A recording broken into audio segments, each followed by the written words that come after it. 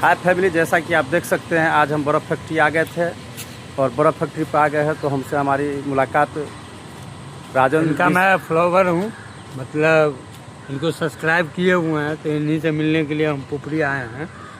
और इनको आप लोग भी सपोर्ट कीजिए और हमको भी सपोर्ट कीजिए, हम भी इनको सपोर्ट करते हैं और इसीलिए मुलाकाती में आए हैं। अब देखिए क्या आगे होता है। तो कहना चाहेंगे आपको जो वेलकम है आपको हमारे इस ब्लॉग में, और इसी मार्फत मैं आपको एक ब्लॉग पेश करूंगा आप लोगों के समक्ष। आप लोग देख के बताइएगा ब्लॉग कैसा रहा।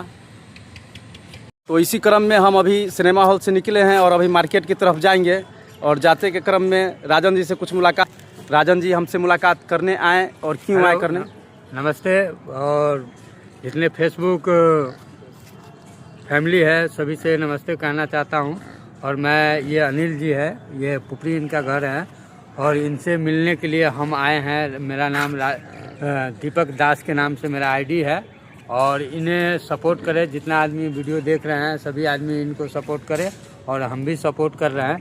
थोड़ा बहुत इनको वीडियो में थोड़ा लोग झुक होता रहता है, तो जो कमी बेसी है आप लोग ज़रूर इनको बोलें कि और कहें, कमेंट में लिखें। कमेंट कीजिए दोस्त, कमेंट कीजिए आप लोगों को वीडियो कैसा लग रहा है, वीडियो किस तरह का बने।